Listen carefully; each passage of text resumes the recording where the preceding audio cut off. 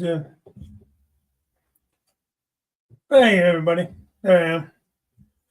Good morning. It's May 8th, 2025. Welcome in, Brew Crew, to the CR&E Morning Brew. Finally. I was having some issues getting long story. Was going to be late anyways, but then I was saying it wasn't connecting to my internet. So I had to shut the computer down, restart it, blah, blah, blah. Well, here I am. Thank you to Chris, Tennessee River Union, for kind of trying to update you guys. I let him know that I was having trouble going with the internet. But if you guys read my little intro thing there, I take my daughter over to get her follow-up appointment to get her stitches out. She had that foot surgery a couple weeks back. So I knew I was going to be a little bit late. I probably should have just said I would start at 9:30 instead of trying to squeeze it in at 9. But anyways, I'm here. And that's that. So, what have I been doing the last week? Got a lot done last weekend. I had that long weekend kind of scheduled, and although I did have some, I don't know, I did something to my back, so didn't get done as much as I wanted to. And keep taking breaks. Saturday night, man, I could barely stand. I don't know what happened. Anyways, hey Dave, Stormy Sky, Curly, good morning. Mike, Deep Run Railroad. Excuse me, guys. Matt, how you doing? Yeah, same here, Matt. One day it's warm, next day it's cold, raining. Stupid. Yeah, no, it's all right. I'm gonna just kind of quickly say hi, Steve. How are you? Thomas Grassy.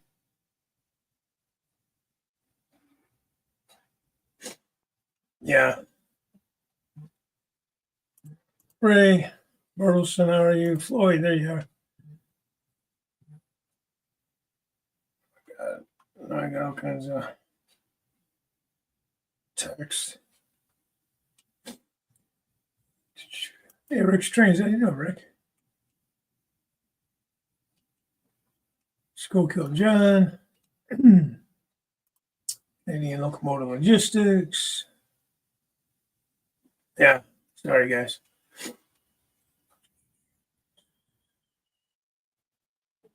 Sorry if I miss anybody. I'm just trying to run down through real quick. Hey, Ronald. Yeah, see, Ronald read the thing. I knew I was going to be a little bit late, but then I had this all set up. It was all set up last night, ready to go. All I had to do was go live. But it's been a while since I shut my computer off. I think every once in a while I got to remember to do that.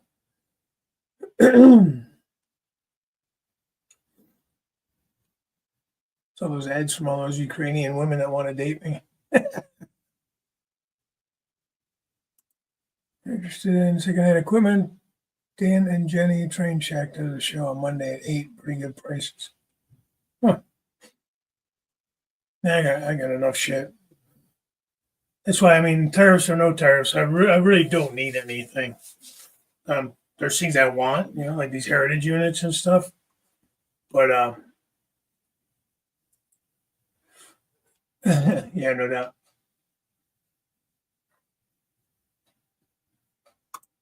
No, it's not storming here. Yeah. Should load on no smartphone chat in here without video. It's all good. I ain't getting paid to do the show. Thanks for showing up. We'll still have a fun time. I've done it on my phone before. In fact, I used to just use the phone. I didn't use the computer. I just did it actually off the phone, which was okay. The video was probably better, the quality of the picture and everything. But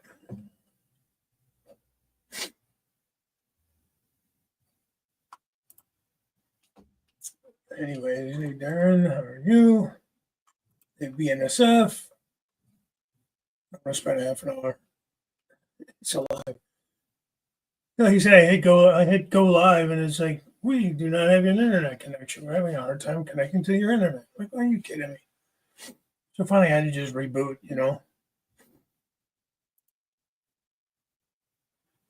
Well, I could, but I told you guys I was going to be late. If you guys would have read the description like Ronald did, it would tell you that I was probably going to be up late. So, sorry. Yeah. Hey, Colonel Cottonbelt. I don't know if you guys realized or if you guys saw the video from Jason, the train freak. He's going by Colonel Cottonbelt now. Is his name on there? He's still the train freak, but that's pretty cool. I like that. First time I actually saw it.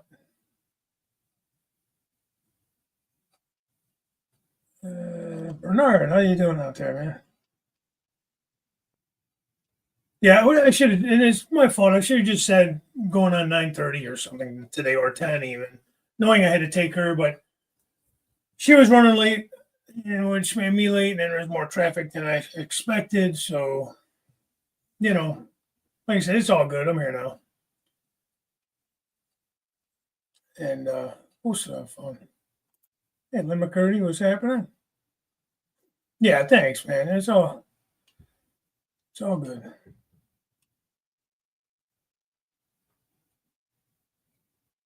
I don't know how long China can hold out, to be honest with you. We're probably one of the biggest, if not the biggest, buyer of their goods. So, yeah, it's annoying for us and everything else. And I seen who said it? It was Daryl, as a matter of fact. Daryl's still around. Daryl's just got a lot going on. So he took a step back. But he's good. He's well. For those that haven't talked to him or haven't got any updates on him, he's doing well. Sent me a thing from Shane from Scale Trains, had a interview with one of the local Cleveland, Tennessee stations down there. Talking about we may have to close our doors and this and that. I'm like, I think you guys are overreacting. We'll see how it plays out. I could be 100% wrong. It could be 100% wrong. Could be somewhere in the middle. It's going to be what it's going to be. The world has taken advantage of the United States for years with these tariffs. And I think it's about time somebody finally said enough is enough. So hopefully it doesn't hurt too many people and it doesn't go on for too long. But again, I believe China needs us more than we need them for most things. And there was a time before my time where we did everything here. We made everything here. We won the Second World War based solely off the fact that we can mass produce so much shit so fast. The Germans and Russians couldn't keep up. Not Russians. Germans and Japs couldn't keep up. The fast the rate we can build tanks and ships and planes and all these things.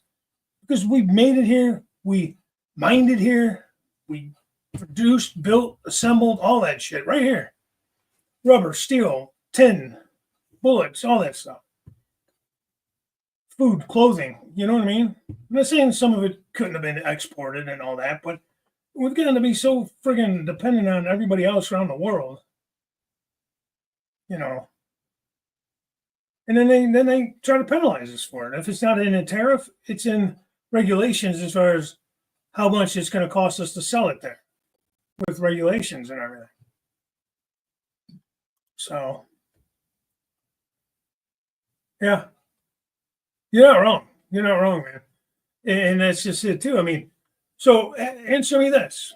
Okay, maybe it's not feasible. Maybe I'm just pipe dreaming it and being very simplistic about it. 5 years ago, Trump was in office last time, was talking these tariffs. Gave the toy industry, which is what this basically is, an exemption. What did they do to change things? Did they say, hey, we might want to rethink things because this could be a problem down the road eventually?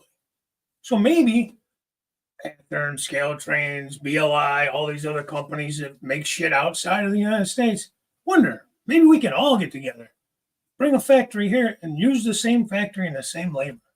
Because I don't think they all have their own factory over there. I think they do probably share some space in these factories. And again, I'm not an expert on any of this. I could be 100% wrong.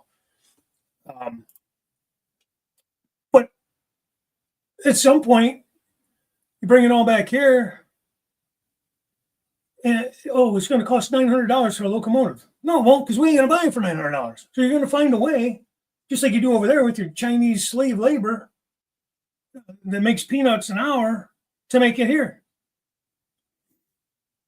So, hey, be nice. That's just my stupid opinion on it. And like I said, I don't know anything, but they're all boohooing. They all made that video together. Oh, now all of a sudden they're all buddies, right? Because now they're all getting screwed. So I don't know. I'm just got a bad taste in my mouth about the whole damn train industry, toy industry right now. Hey, Lee. Well, then I won't put a description in there anymore. You guys are right. Ronald did. Ronald read it. Good for Ronald, my buddy.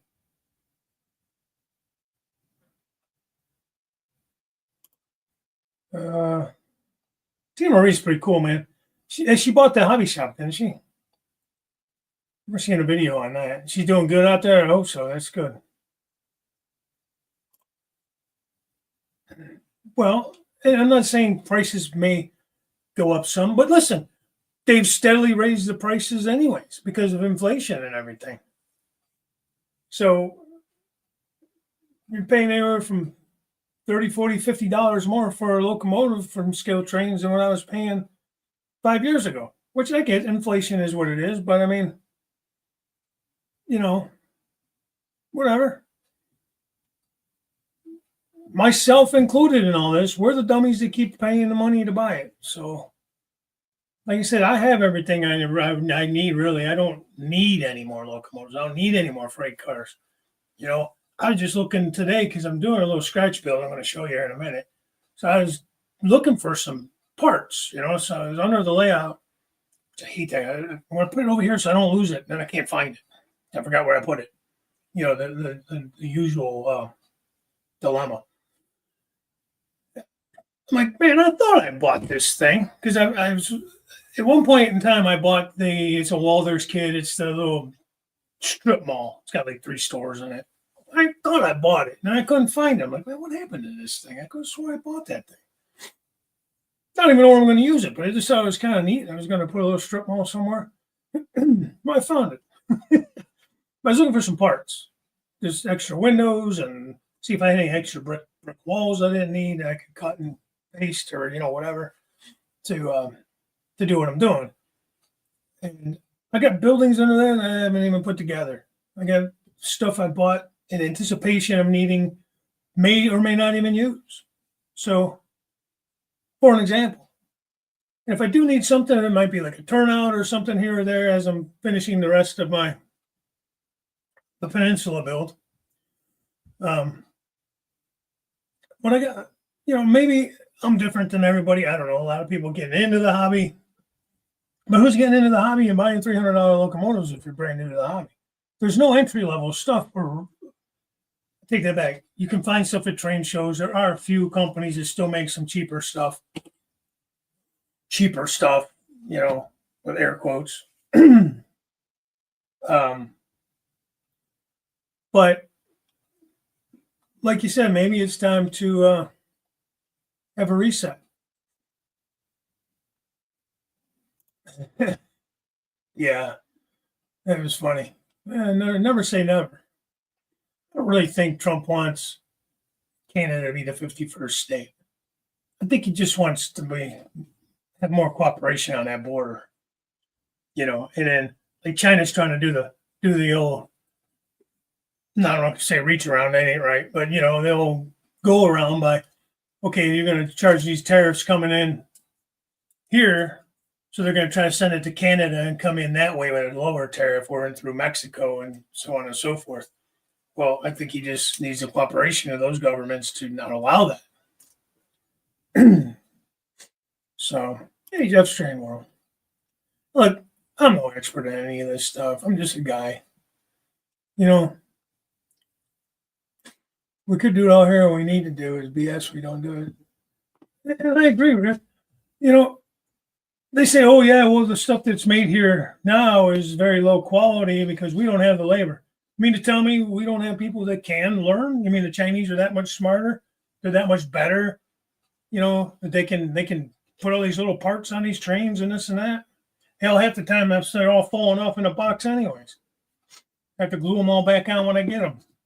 Or don't put the parts on. Make a parts bag like the old blue boxes and shit used to be. Or when you buy like some of the other not rivet counter type or Genesis grades, and you have to add the sunshades, but they give them to you, or you can buy like when they first came out with the operator locomotive scale trains, they offered like a what do you call it, a detail kit you can buy for like I think it was like $10 extra, $15 extra, and you applied it yourself, which sucks if you can't see.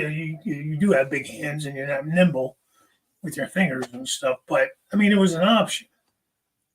You know, hell, they don't even make the operator locomotives barely anymore. They say nobody's buying them. Well, I bet you more people will buy them now. You start charging all this money for this shit. Hey, Ed.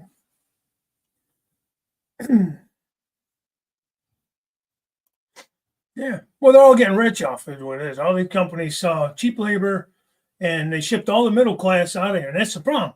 You shipped all the jobs away, but you still want people to buy your shit, whether it's cheap stuff from China. The reason we're buying cheap stuff from China is because nobody's making the wages to buy the good quality stuff. In fact, that's not true either. The much crap that we buy, if we didn't buy 5 of this crappy thing, we could buy 1 of the good thing and it will last like it used to, I guess. So it's on us too to kind of change our buying habits and the way we think about things. So I mean, it's a whole thing, and I think it's not so much. I mean, as Americans, we need to kind of put America first. Sorry, I mean, I love my Canadian friends and all that stuff, but it's nothing personal against anybody else in the world. It's just you guys don't treat us very good. Your tariffs are pretty high on a lot of stuff coming in here, and frankly, we have all the natural resources we really need for most things. A lot of tooling companies are going full bore here again. Good. They need to be. What was I just saw was adding. Somebody was saying Progressive Insurance was going to be adding like 12,000 jobs. I think UPS is cutting some jobs. I think something with the whole deal with Amazon went awry or something. But they said the jobs numbers were up like 40%, or they were expecting 20%, and they ended up being 40%. Is that what I read? They're better than expected. Markets went up a little bit too. It's going to take time. He's been in office 100 days, guys. I'm not saying he's God. I'm not saying he's the king of all kings or any of that kind of shit. He's the savior. You tell me the last person in the last 30, 40 years that's actually seemed to give a shit about us, try to do anything up the middle class. I don't know. Didn't see soundtracks in that video. Oh, yeah, they make their decoders. Yeah, exactly. I give them credit for that, too. Like that was when I got to meet George out there at Soundtrack. I got to go to Soundtracks when we went to Durango last year. He was showing me around, and he was talking specifically about that. The fact that not just that they assemble the boards and stuff here, everything, the components components and everything are made here too.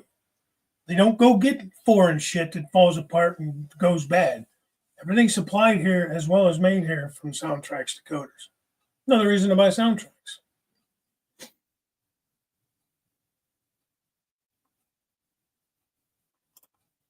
Agreed.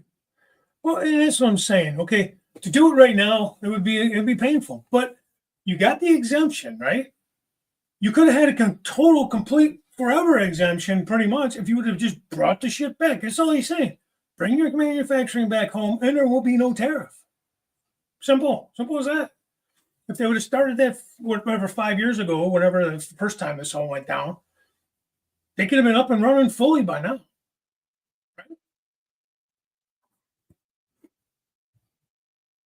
So I think some of it's crying wolf. I think some of it's legitimate.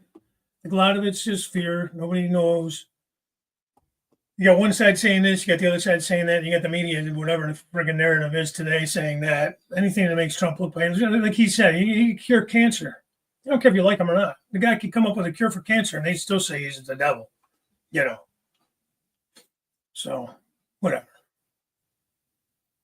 All in all, I like the guy.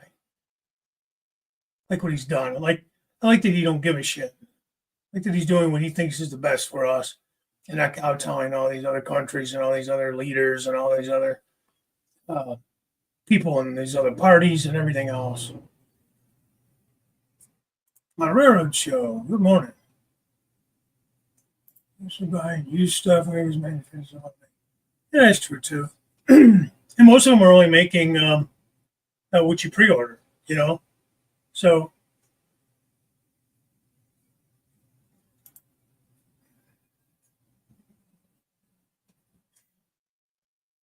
what do you mean that America won the Second World War? Oh, it's looking pretty bleak there. Looking pretty bleak. You definitely had a hand in it.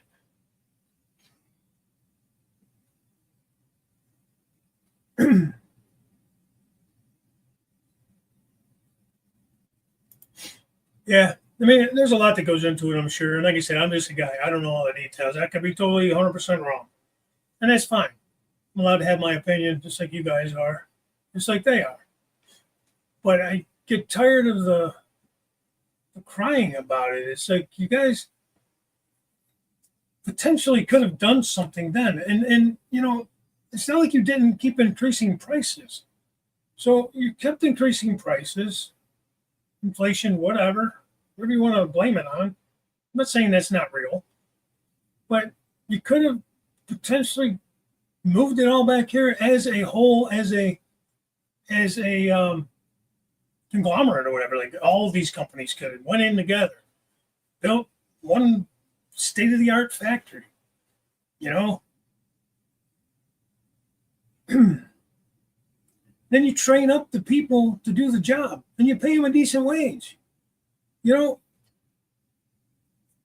you mean to tell me that some little Chinese kid or person putting apart, okay, the body shell comes to me, I'm going to put a handrail on it. It's going to go down there to the next guy who's going to put, I don't know, a horn on it. You know, just like an assembly line at Ford or GM or somewhere. I mean, it's not like you need to have a friggin' college degree to do that. You're not the designer. You're not the one that's making the tool and all that kind of design work and stuff. You're putting parts on a shell or on a frame, just like it in an assembly line.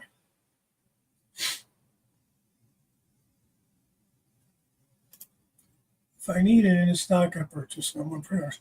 Well, they're trying to like raise the prices on the stuff that's already in stock too.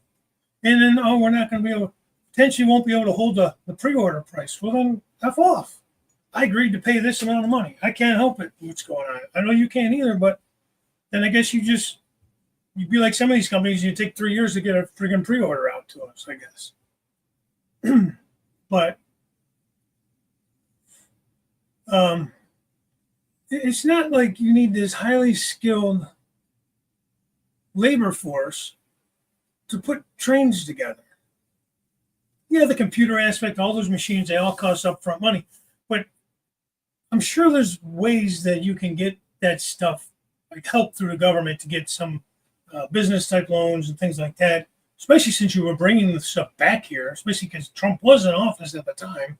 So I know that there was incentives to bring things back, but you chose not to. And you guys could have got together and made your video then and been all one big happy friggin' hobby family, right? But no, you didn't do that. Instead, you need a double toe throw switch, trap pour on, metal prongs, and DCM. Let me see, I missed something. I'm too busy ranting over here. I didn't mean to rant today. I don't know why the hell I brought all this up. See my DCC layout. What switch do I need? Okay. Yeah, Jason, that's correct. I'm starting to wire up everything. Let me get off of this picture here. Let's see, what do I want to bring up?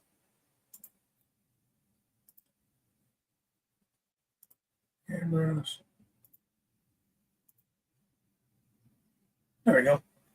Got the engine house in. That's all lit up. And a lot of the tracks are wired in. I got this third track over from the wall there. I'm getting a short there. I must have wired that backwards or something, maybe. Maybe I got the engine house track wired backwards. But it wasn't doing any shorting out until I added that turnout in. So something in that area, I'll have to figure that out. I just noticed that this early this morning. I didn't have time to mess with it. Well, you can see I got the backdrop up. That's my sorry ass attempt at some clouds. So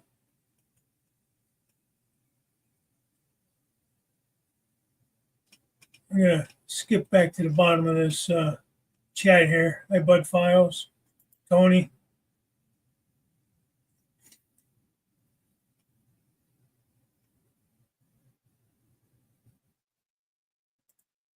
Yeah, the swamp room politicians do not understand. Yeah. Well, they're used to their cash cow, government cash cow.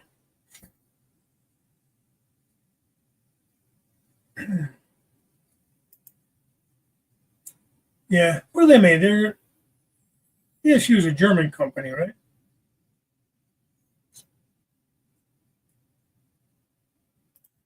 Well,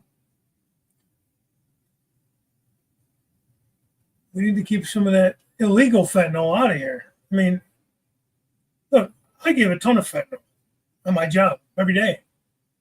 I get more fentanyl enough to kill you. Well, I mean, it's medical grade, whatever. It's not like street grade cut with whatever that these people are dying from. So,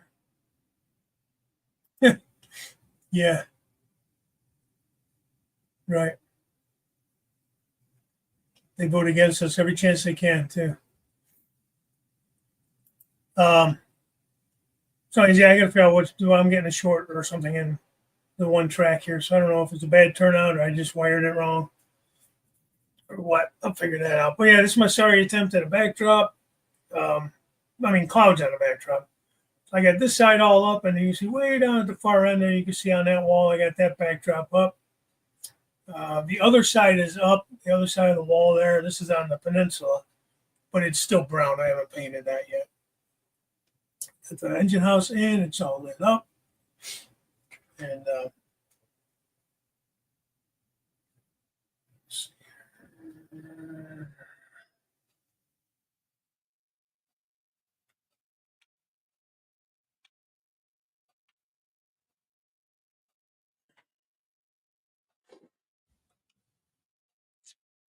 hey, Wesley.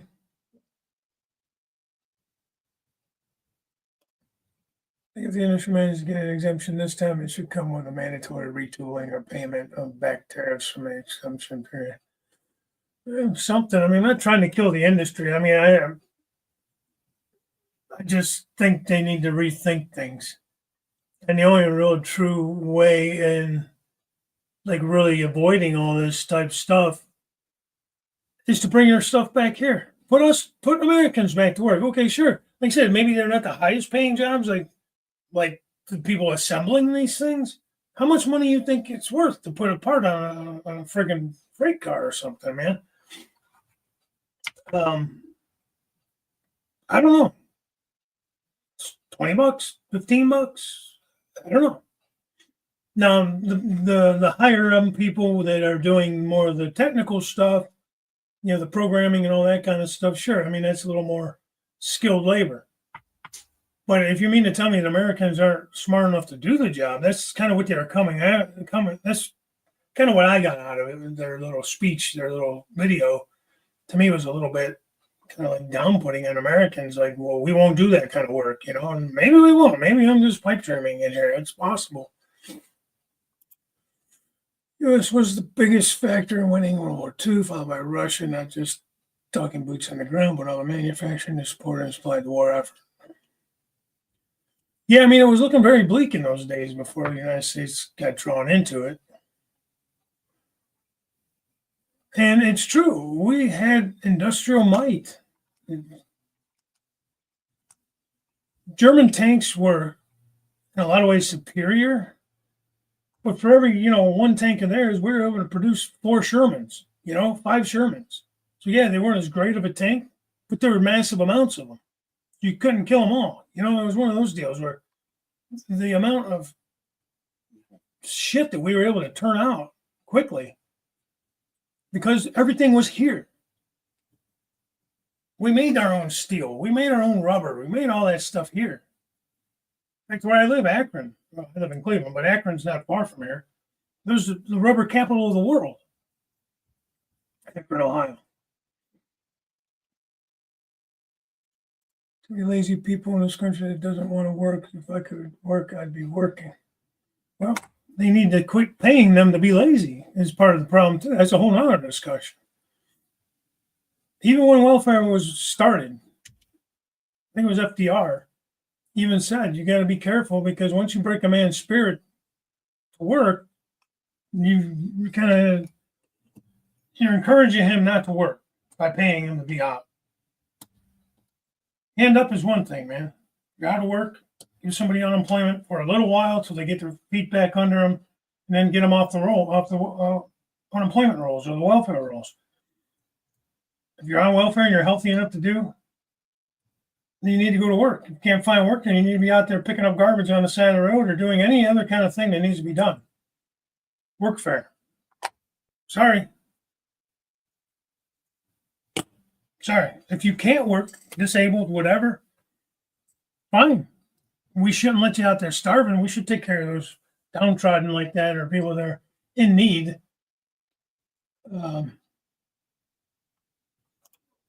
Yeah. But you shouldn't be able to make a living out of being on welfare your whole life. It's generation after generation. They pass it down to one another how to be on it. That's not a racial statement or anything. That's a white, black, anything. It's a mentality thing.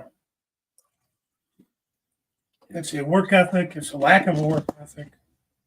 Is government paying more per child so you have more children? It's encouraging women not to get married because if there's a man in the household, then you don't get as much assistance or any assistance.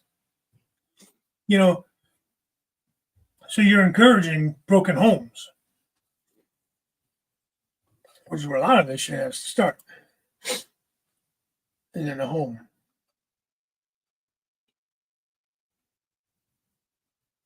I just have to slow down acquisitions till the dust settles. Yeah, and that's what it is too. Let this thing play out. I mean, these countries are all coming to the table little by little. It's the big ones you got to get. But I think if you can get deals worked out with like Europe, the EU, India, places like that, I think it's going to force China to be more receptive to working out a deal.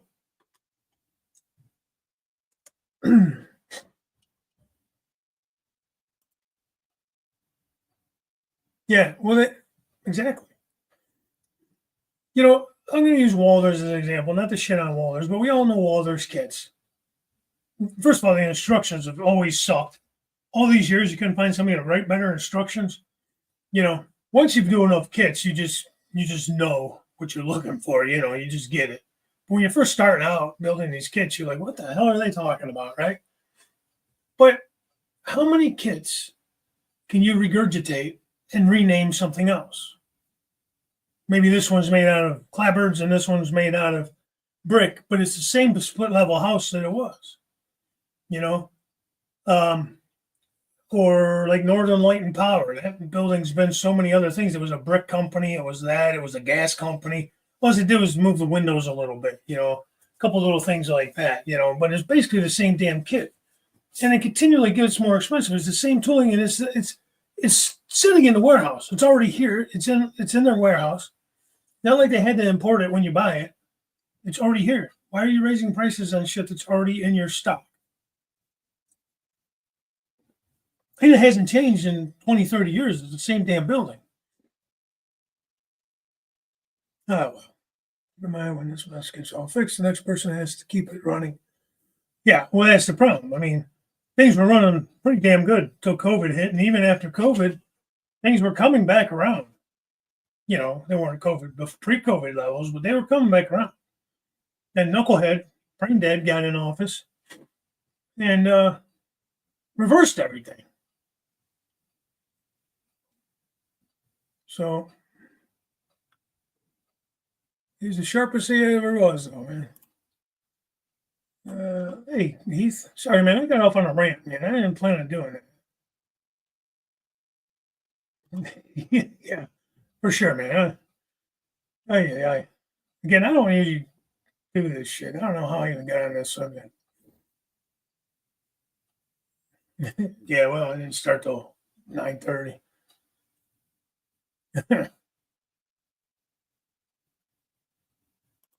Well, good. And we love our Canadian friends. James, so, I mean, it's another thing. They're kind of pinning us against each other in some odd, weird way. Hey, Grandpa Rouse. Thanks, man. Yeah, they came out okay. I was watching, hell, if I can find it, I'll put it up here. He's an old guy who plays with trains, old guys. That was his name.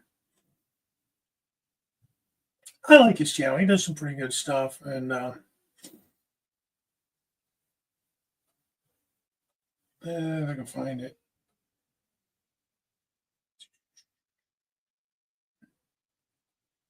But he was painting the backdrop and it looked pretty easy. And I tried it. Old guy having fun with trains.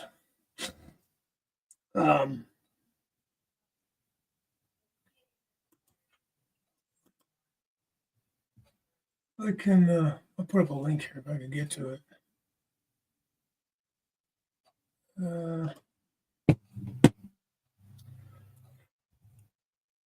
Stop it. There it is.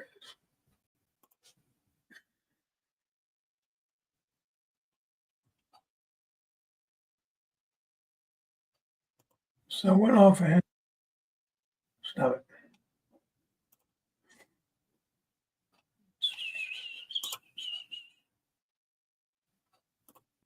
All right. Be quiet.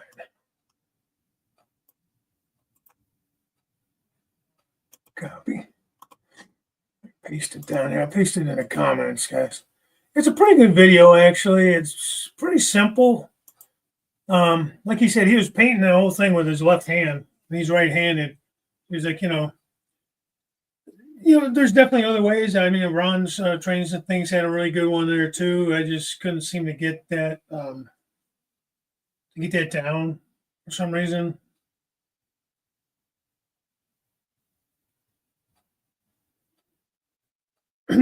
But they came out okay. But thanks. Like I said, I'm hoping it'll just be a temporary backdrop anyways, just to have something up there. Eventually I'd like to get all like photo backdrops, but obviously they're expensive. And the nice thing about it is if I really don't like it, I'll just repaint it blue and start over, or just leave it blue. That's an option too. I've tried different types of clouds. I actually kind of like the clouds I did in the other areas on my layout a little bit better. Instead of a brush, I use more of a like a sponge kind of technique. So we'll see. I may repaint it, but for now I'm going to leave it. And I'm using my turnouts are all Pico or mostly Pico. I have a couple of Atlas in there, a couple of large Atlas turnouts, curved ones. But everything else is Pico, code 100, and then all the flex track is Atlas, code 100.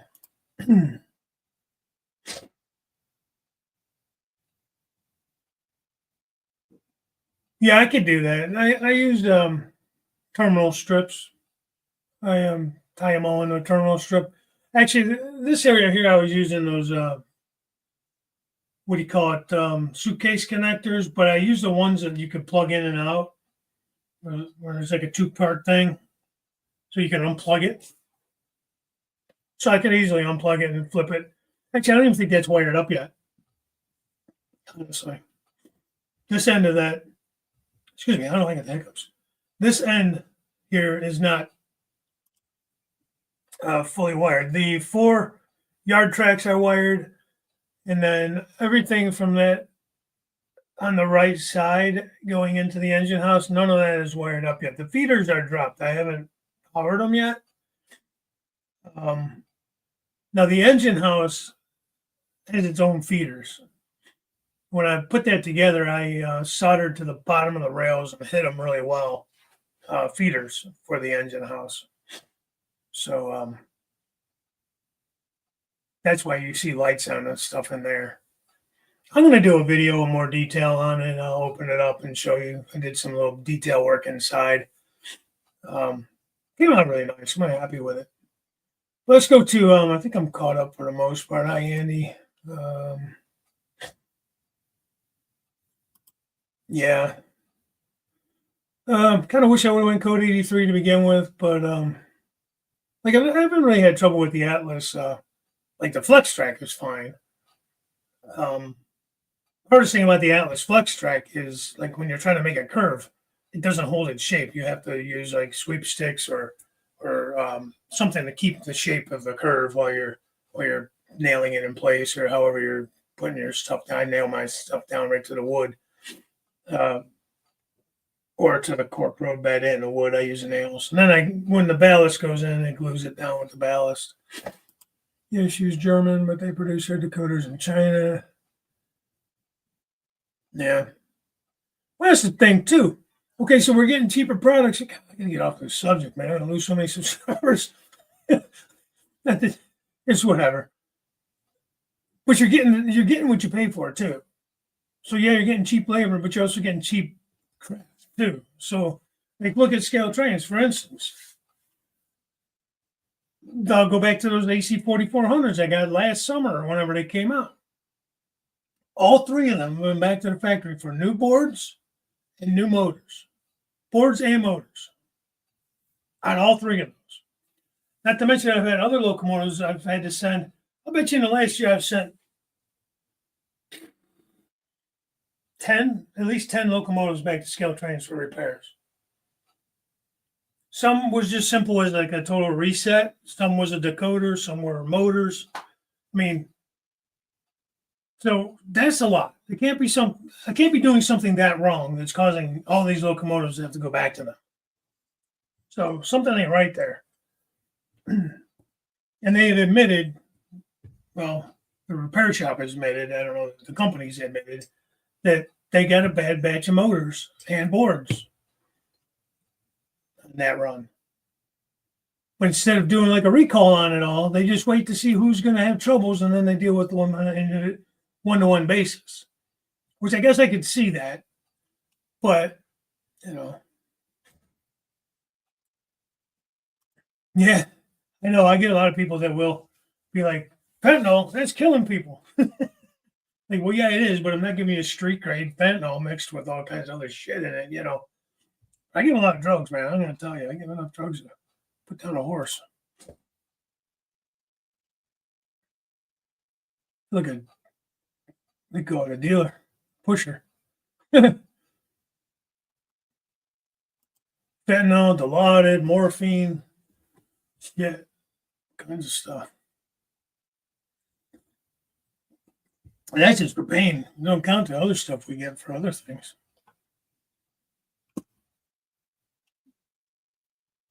It's a fine line, man. Fine line between you breathing and not breathing.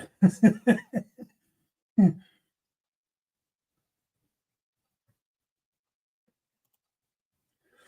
the lawn cut, Mike. I need to get the lawn cut, man. I jacked up my back last week. That slowly got worse. And I'm like, Thursday after the show, I was running my daughter around again all day long. Because, like I said, she's been in this walking boot. She had foot surgery and she can't drive. It's her right foot. So, I didn't pick up ACL, 6A, C, route numbers.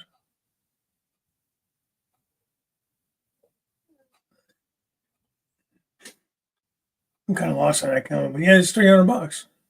Like those heritage units, like I got the where did I put it? It's up there somewhere. Like Coastline, that's what you're talking about.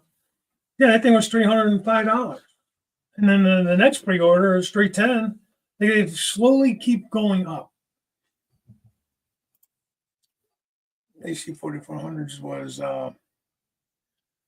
couple summers ago. I think they did a second run on them. I got 3 of them on that run. I thought they were pretty cool. They're the old YN2 scheme. CSX, yeah. Of course it's CSX, man. What else is there? But anyway, so then Friday, I do Friday. I put the backer board up. I cut it and got it up. The first coat of mud on it. Saying that's why I'm not running any trains right now, man. I still got to get all the sanding, all the dust and everything wiped up. I got to clean the tracks and stuff. I had so much dust in there you couldn't see. I'm sanding the joints and the screw heads and all that stuff. And then, yeah. And look, we had a big part in all that, but, Canada was involved. The whole world was involved. It wasn't just the United States.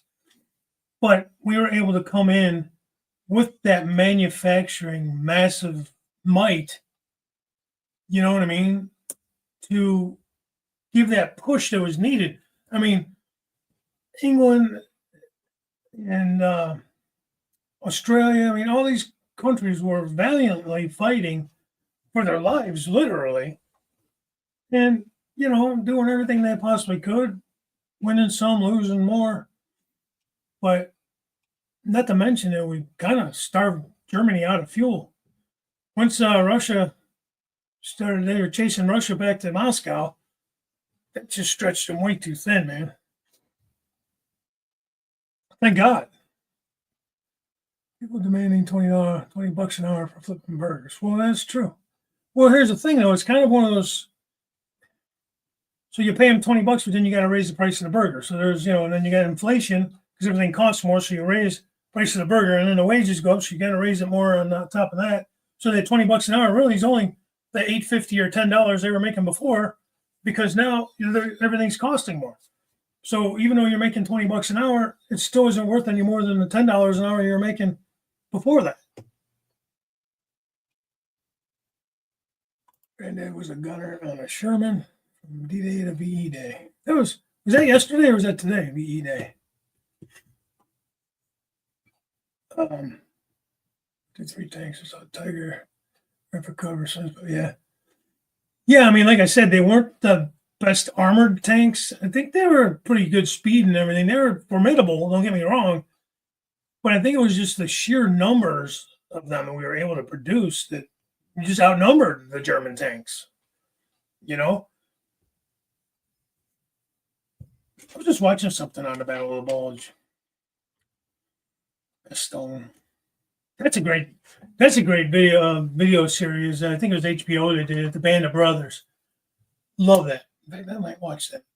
That'd take a couple of days to watch, but I have it on DVD. It was like a 10-disc set or something. It was good though, man. It was like it all came out like right after like Saving Private Ryan and all that. It's another good one. I love those kind of movies. I'm disabled, and yeah, I do get some. Ed, 100%. You should. I'm not saying that people that need it, I want to help. I think we need to help. We can't just leave you out there to die. I mean, that's not right. I definitely believe in assistance and helping people out. It's people that take advantage of everything, and then they don't ever want to go back.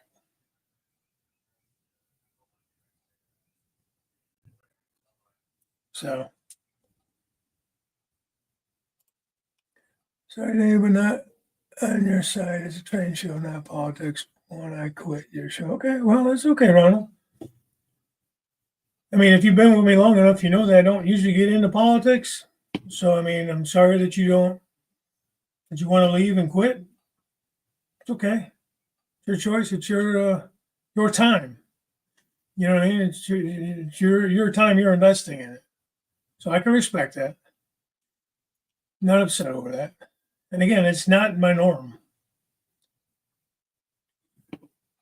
I brought it up mostly because of the whole group of train companies that got together and put out that basically saying, oh, this is not political, but it was political. you know. So, and you earned your pension. So there you go.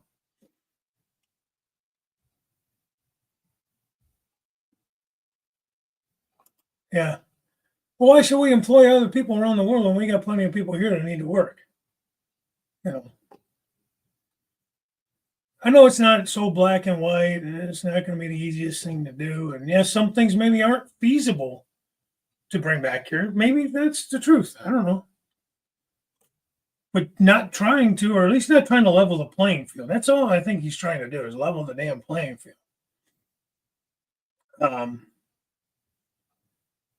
where, it's a World Trade Organization, but it's not really free trade.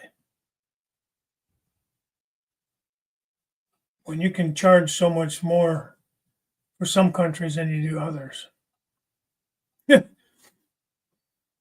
Yeah, I didn't build a stockyard. I did build that meat packing plant they had. And my buddy Justin ended up buying that off me back in when he had his layout. And I don't know where he sold that to somebody. Well, it's true, Grandpa. Look at the grain elevators you just printed. Absolutely, and that's gonna potentially force them to rethink how they do things too. I could print that stuff here and have pretty damn close to the same quality. Especially if you go by the 3-foot rule.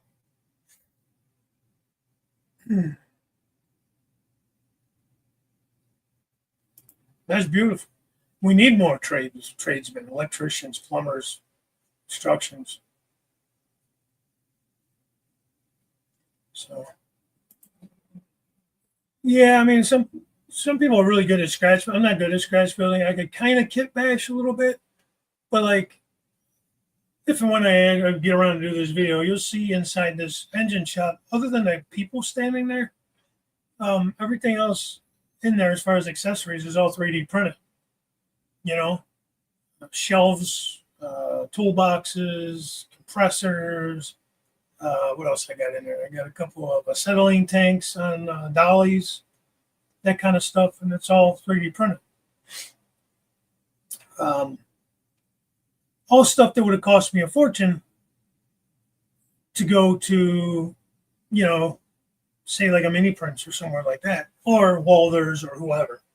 Mini Prince is actually pretty damn affordable, and the quality is really good. So, and it's all 3D printed. But Bernard does a great job with that. But like Walthers, like look, you go to buy a package of like figures, they get that little strip thing, a package of guys working, and they want $15, $20 for that plus 10 to ship it, 15 to ship it. I was looking for MU hoses, and thank God for Jim Tedesco, because man, he finds shit for me. When I can't find something, he find it.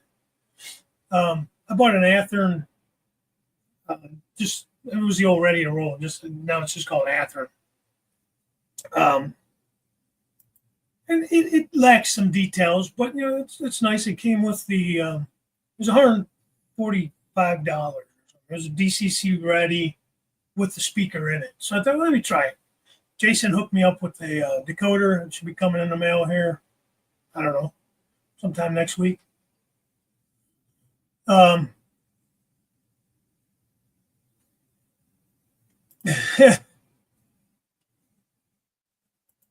See, if you're printing other people's designing something yourself does take a lot of time before you print it. It comes out looking good. Yeah. Well, and Jim's good at that too. Jim's actually designed some things for me as well. Like I say, looking for this. Can you, I think I needed some I-beams. Simple enough, but he was able to throw it together way quicker than I could. Throw a file together for me, and then adjust the sizes and all that stuff. And that's stuff I need to get better at. But he really enjoys doing it, and I don't mind letting him. And he knows that.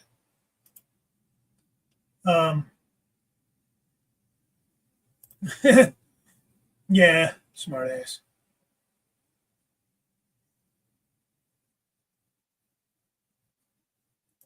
Chemtrails, yeah.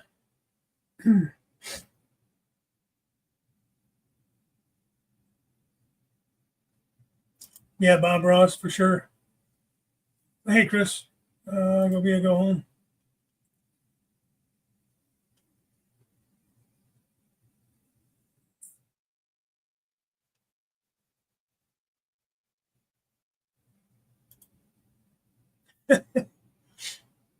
Yeah, you've had a little rough way to go, Bernard, lately. A little rough way. Oh, did you finally get the radio control? I thought you weren't allowed to get them up there. Or did they change that, James? Good. I love mine. I'll tell you what, man. I love it. Not having to plug and unplug every time I move. It's beautiful, man. It was the best thing I ever invested in. It wasn't even that bad when I did it, but you can send your controllers into NCE and they'll. But when I did mine, they were I think it was about $100 to switch them over to the radio control. Put that component in it. So I did it. It was cheaper than buying the whole controller. Just to send it in and have them add that component or whatever they have to do to it. But you can also buy them, obviously, already. I really like the smell switches instead of the tortoise switches. I know Fred E uses them all the time. I think Sparky uses them. I have one that Fred sent me. I like it. But I had a bunch of those Switch 8s, which is what you tie them into to be able to control them through your controller. It's basically the smell, or the smell has that built in already, I guess. The Wi-Fi or the DCC components of it or whatever, or you can control it through your control system. Where for Tortoise to do that, you have to have Switch It or Switch 8. Switch 8 just, you can control 8 turnouts on that one board. For a Switch It, I think you can control just 2. Well, in theory, like you could control crossover. Like I have crossovers wired into the same thing, so they both work together. So, yeah, well, yeah, you get a whole different thing going on over there, which is pretty cool. But Steve uses smells too. Yeah, I think it's basically just all the brains are in the smell, in the tortoise. Where in the tortoise they're not. You need the other component. So they're more cost effective in the long run. I already had a bunch of that stuff. And actually, when Jason went to LCC, geez, he had a fire sale on a lot of those Switch 8s and stuff. I got them for dirt cheap. Thank you, Jason.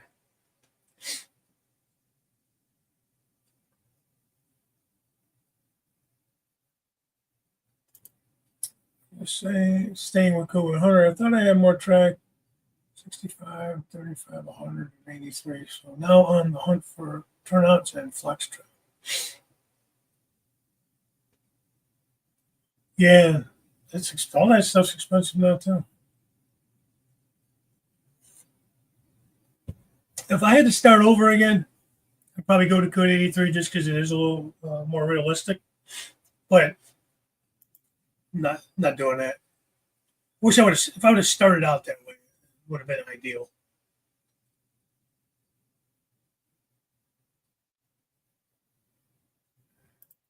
Well, you could probably put the smells up for sale either on one of these groups or eBay or whatever. People will buy them. There's a lot of a lot of my tortoises I've bought used. Kind of hard to kill them. You really got to mess them up to kill them. Thomas does a lot of awesome 3D printing too. I think Curly's even getting into it. Pretty heavy. Let's see if you made a mountain decoder or click does that install soundtrack, so I didn't get a choice.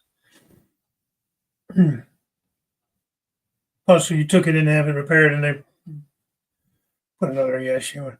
I don't mind ESU as far as it goes. I mean, like anytime I put a decoder and I'm putting soundtracks in because I like soundtracks, but it's like all my scale trains have ESU in them. I'm fine with it. But I don't know. The problem with scale trains is the way they've done it is you can't just buy DCC ready scale trains and put a soundtracks decoder in it. You have to put a whole new board. I guess I could pull the board out and put like a soundtracks PNP8 board or something like that in it. I think. Is that true? Can I do that, Jason? Or go to like a decoder buddy if you want to use like the 21 pin decoder type thing. But something to do with the way they did it, you don't get all the lighting functions and stuff if you just when you do the soundtracks. I think that's what George was telling me that too from soundtracks when I met him. Which is a shame because it's not. I don't know. You don't really get a choice. Like if you want, most people buy something DCC ready so they can do the plug and play with the decoder of their choice. But if you're going to block, functions, that's kind of shady, man.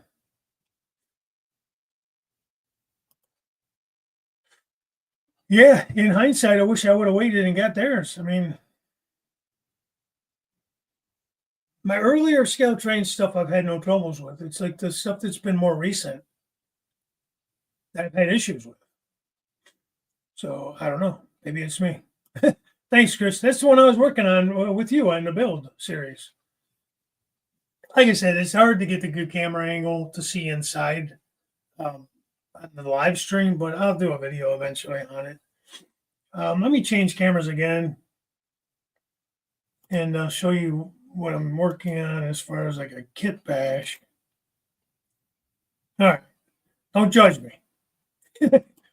So this was the Walther's back shops or something it was called. So you just saw the one end of the CSX Willard yard. It's going to be where my engine shop is, my sanding towers, my fuel pads, all that shit. This end here, I was like, man, I want to get a car shop in somewhere. Now I'm squeezing it in. Let's keep that in mind. So I tore all the walls apart on this thing. I have room to put one track. You see where the Black Rock Central's sitting there. Hey, Joe, there you go, Joe Rader. So it's just sitting in there. I got to cut the track and put it in the building and finish it, first of all.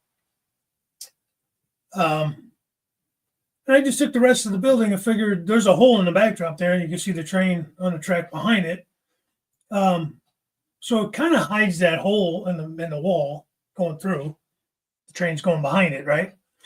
So I figured I took the other walls to make it look like the shop is more massive than what it is, I bricked up. You can't really see it on the right side of the Black Rock Central hopper. That is printed on paper. I put in a couple pieces of plain styrene because I didn't have any brick. Those were doors. That was one of the ends.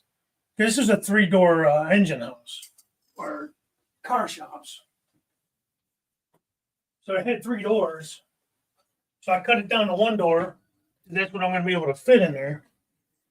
And then I bricked in these 2 other ends and I kind of smashed them together, built that little side piece off to the left.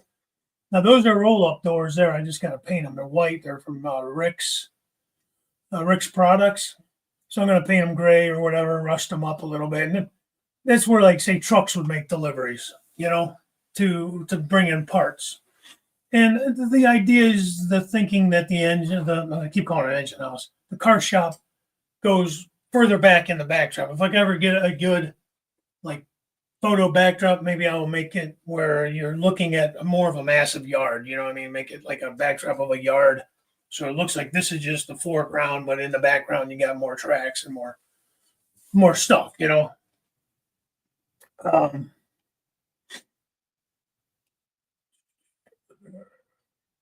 see here.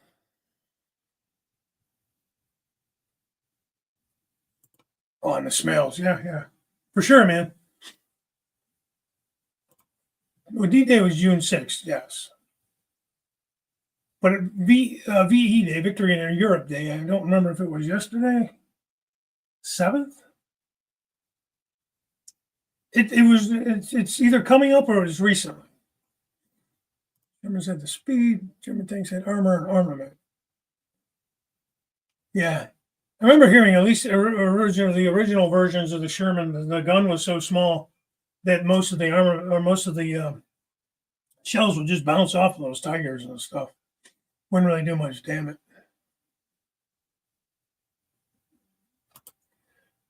It's part of live now. Most of us never were into politics. Heck, now my grandkids. That was much as I do. It's their future. I'll be long gone.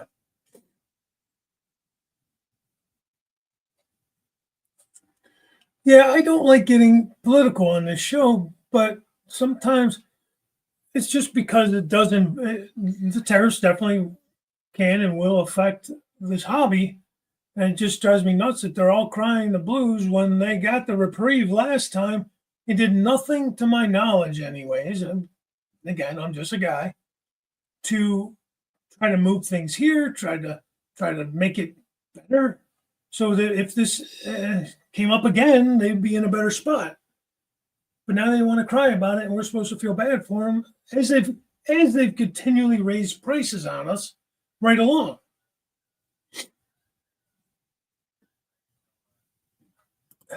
Yeah.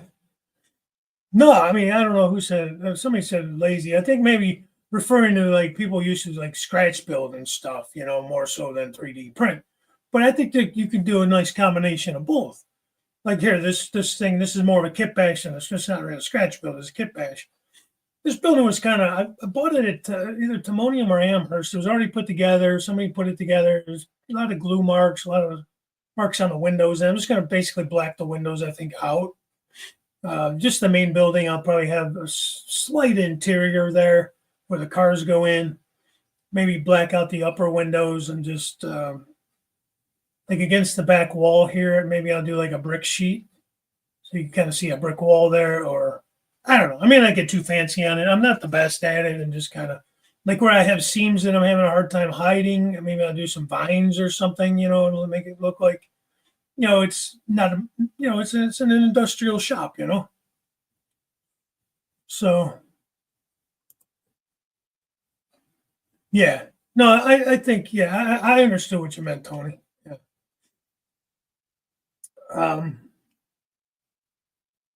But yeah, I think between the combination of both, I think 3D printing is definitely the main reason I wanted the resin printer, and it's just a small Creality. It's not a big plate or anything, but it's for the fine detail stuff, which is the stuff that nickel and dimes the death out of you, man. Um, like I wanted to be able to print people and even like cars and stuff, like for the background and that little loads. Like I've printed scrap loads. I've printed I-beams. I've printed air conditioning units and rooftop details and just stuff like that. All that stuff that ends up costing you a lot of money when you add it all up, Hey, Steve. So, oh man, I don't know, man. I hope it's beautiful in where you live because, geez, all that snow. I don't know if I could do all that, Bernard. I mean, it's friggin' May now. So that's enough is enough. It's a damn snow. Feel bad for you, man. I'm assuming that's normal, maybe. I don't know. Yeah, that's what I was trying to say. There's a decoder inside the program where a tortoise you have to hook up to something else. Like I use the Switch 8s. You hook it up to that, and then you could program the decoder through that.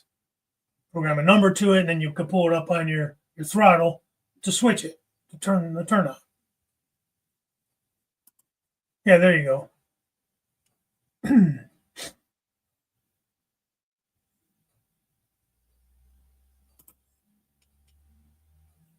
see here.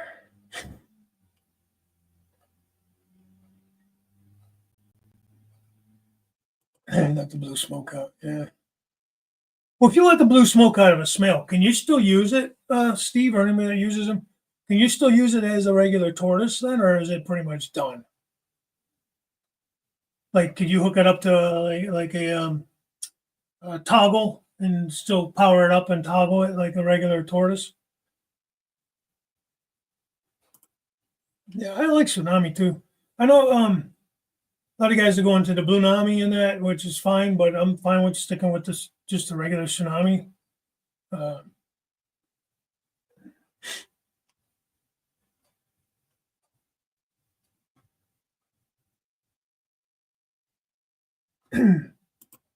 wonder why. Is there like a sidebar that you can click on that will bring it out? Like sometimes you could click that little arrow and it hides the sidebar or it brings it out.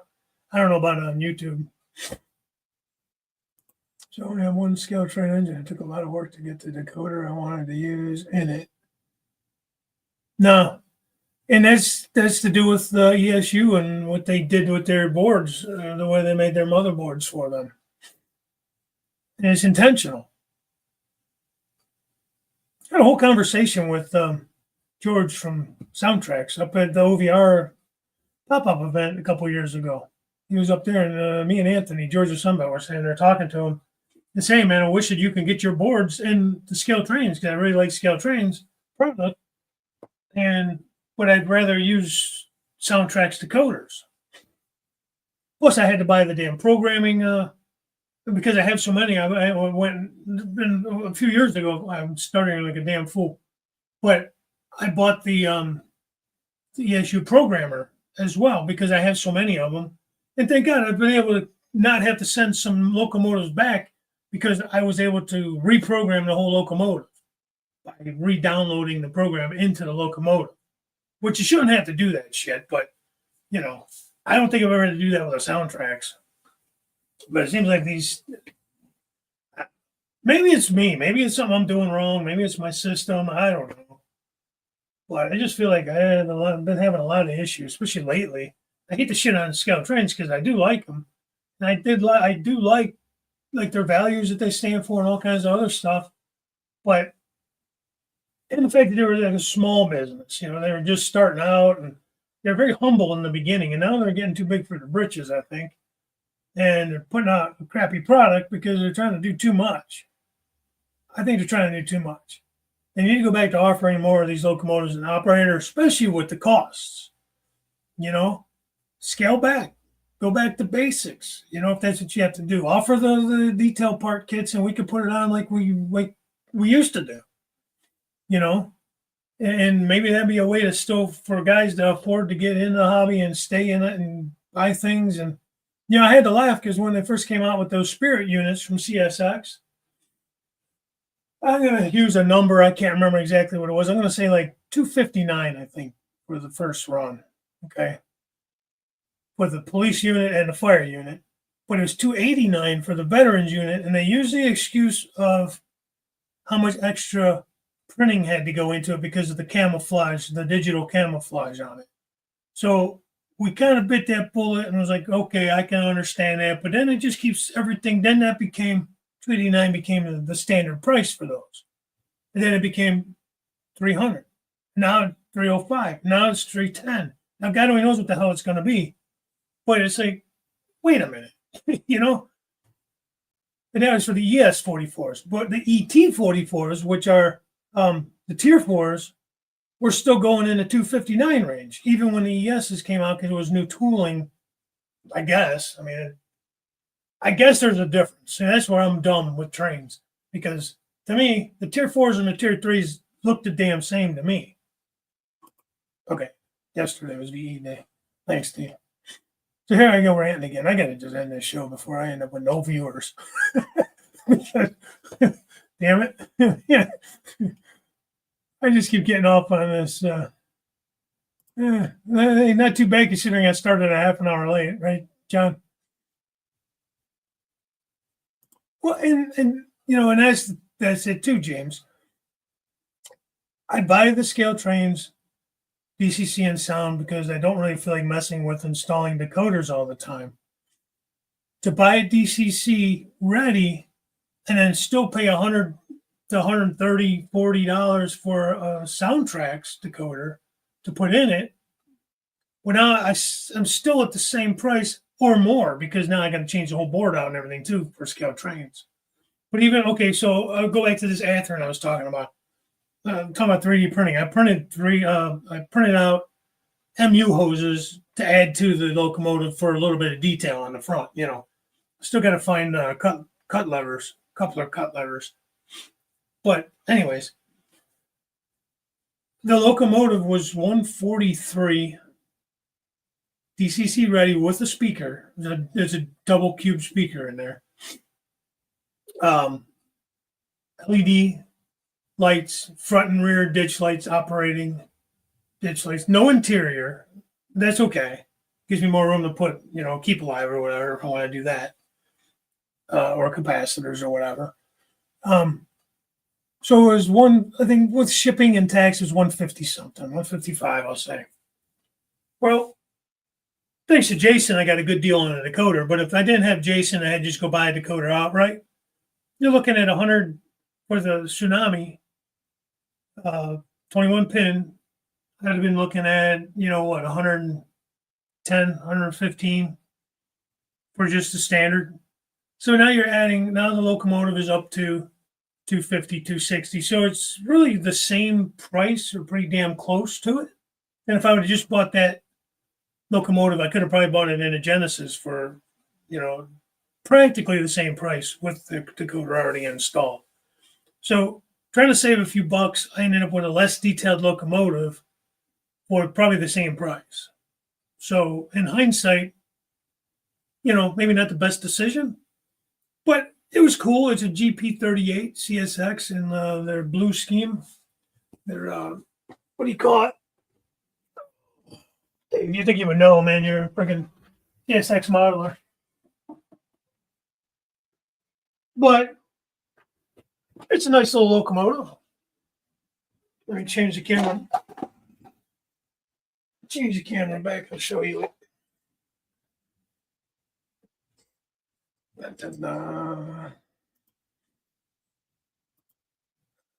Here.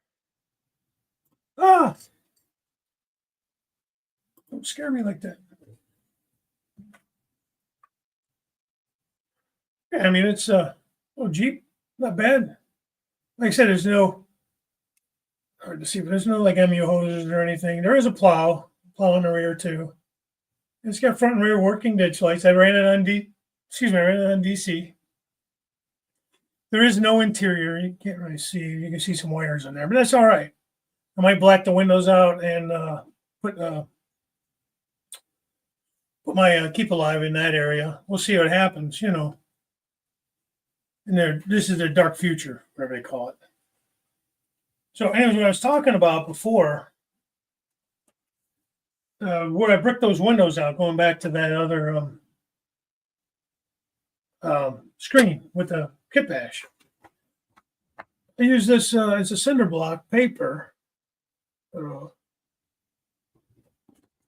Just a little bit glossy. I don't know. But it is, I got these on, I think it was eBay. I think I've seen them at like Timonium and that too, the scenery sheets. Now, I've had these a little while, so this code may not work anymore, but you can, pause it and write that down if you want. But this was a pack. It was a 5-pack. I might have shown this before. But it came with this style brick. I'm not going to focus. Maybe. Came with that cinder block, of course. Came with this brick. And there's a bunch of different packs. If you go on their little site there's a bunch of stuff. This is a little bit lighter color. Then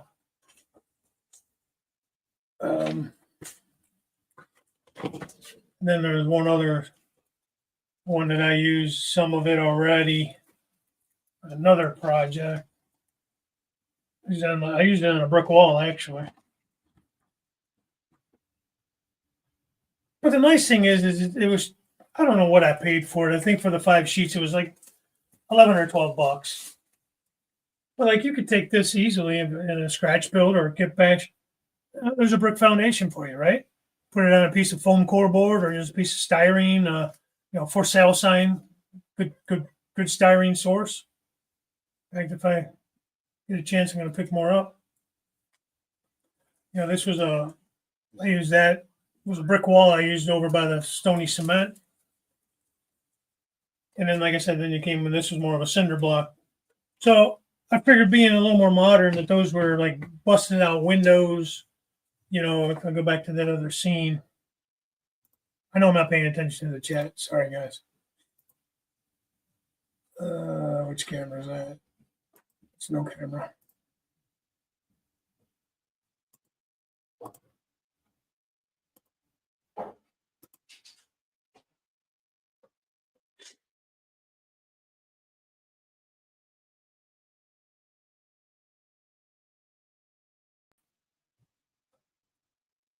Let's see if I can get that to come back.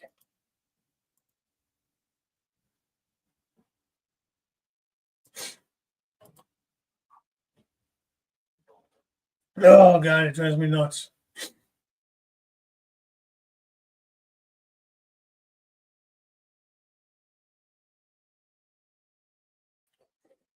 There. Jeez.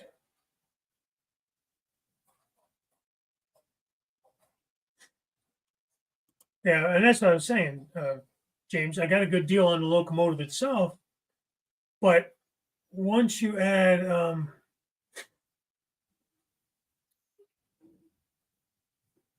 yeah, I agree, Andy. Once you add in all the cost of everything else, you're just as cheap or cheaper just to buy the locomotive with it already in it, already installed.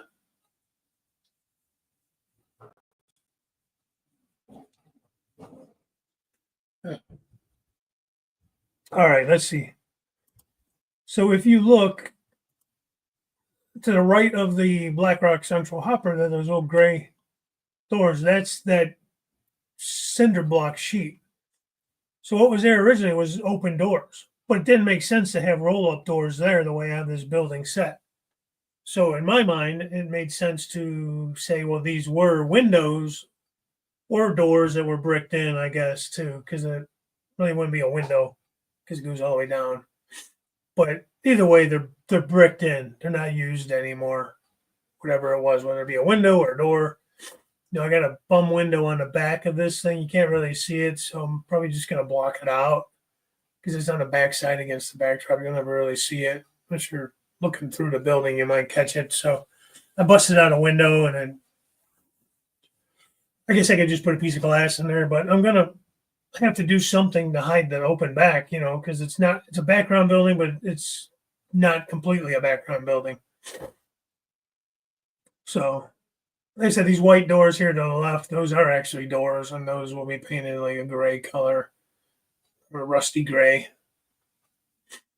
So I don't know, it's just kind of like a project. I didn't plan on doing anything over here. This was just this track. You got the main line, and the next track up is like a lead track for switching. I could pull back like 5 cars and a locomotive on that to switch the yard to the right. And then you have just room for one of these cars. It really only fits. This house really will only fit like one of these or one long car and maybe like two bay hopper type cars, as far as inside the shop. I guess I could have left these as like roll up doors or something, or even like put a little dock there or something for parts to be delivered by boxcar or something. But I figured it could be that part could be on the off layout part of this building. Um,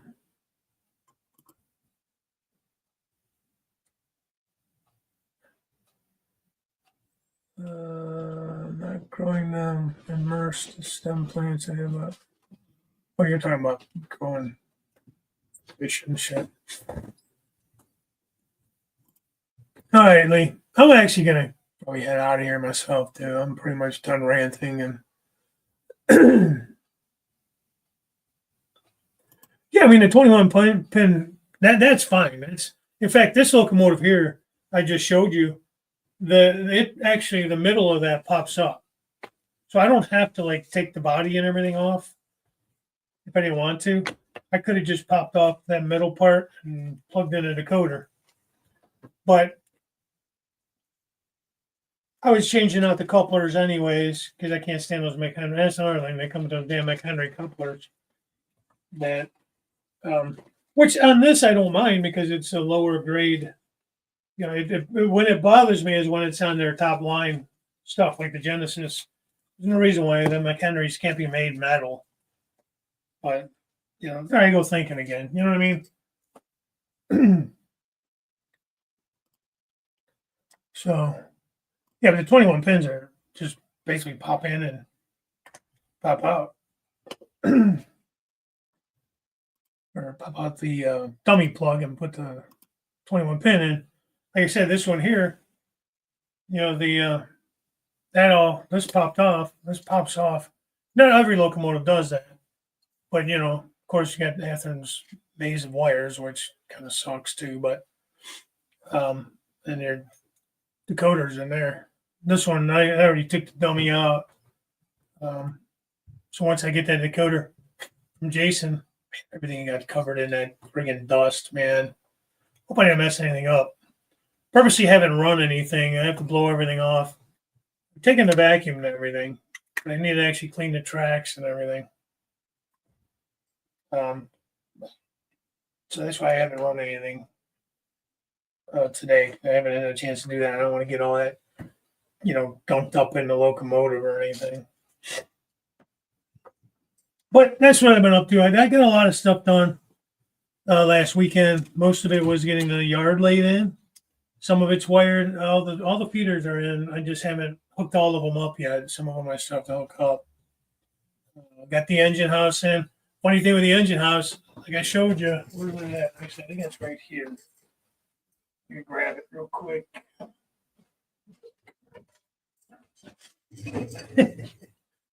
So I had to cut the plywood out. This was up against the wall. That's why it's a little janky. So it's a 1/2 inch.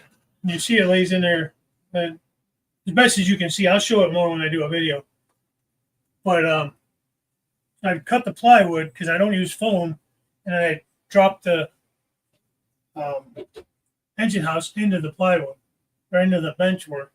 And thankfully, I have two, braces there holding up the layout. And this is a solid base, so I was able just to set it right down on top of that. I didn't have to build like a bottom or anything, or cut out any braces. It worked out just perfectly. Where I couldn't have planned it better myself, if I was planning it that way. So that worked out really nice. And I'll show that when I do a video. I planned on doing a video. I got kind of behind on what I was doing. They said my back was acting up. Like Saturday night, I could barely walk. I've never had back pain like that before. It was spasming so bad it just wouldn't let go, So between Tylenol, Advil, heat, cold, my brother-in-law has a bad back. He brought me over some Flexerol. Don't say that too loud, but for a couple of days worth of that. So I took that for a couple of days, and that helped. So it's pretty much okay now. I'm still kind of trying to be real ginger with it. I'm going to give it some time. I must have just pulled something. And I aggravated it more and more because especially on the end of the peninsula, like where that engine shop is, it's a reach back there. So you're using back muscles that I don't really have much anymore. Reaching out there, you're screwing and drilling holes and puttying and trying to paint the backdrop, and you're reaching, and it just, when the back was already bothering me, it was just more and more stress on it. And I think it just finally, by the end of Saturday, being on my feet, being on a step stool as well, because it's just tall enough where to get to the back, I have to be on a step stool and reach back there. Well, all that added up, and like I said, I was practically crippled all day Saturday evening. Sunday, I didn't even come down here. I just kept icing it and ice and heat, kind of just resting all day. And that helped. So Monday, I was able to come down and do a little bit. Tuesday, I did a little bit.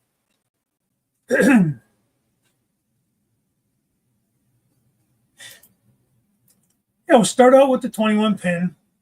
Just pop the old one out and put the new one in. If you're going to wire in, say, a new board or something, take a picture of everything as you go, as where everything's at on your phone. Just take a picture of the decoder where all the wires are hooked up on the old decoder or board, and this way you know which wires are which. Or even take a small piece of tape and label them. If you have a label maker, you can make a little label. Just so when you go to put things back together, you know which one is the positive and negative lead for the motor, right and left, track power. The trickier parts, I think, is when you get into wiring up like your lighting, especially if you have like ditch lighting and all that, your different function pads and everything. The basic stuff is like just a basic motor function and light head and tail light. That's not that bad. It's when you start having to wire in like ditch lights, walkway lights, all those extra lights and stuff like that. I think is where it gets to be a little more challenging.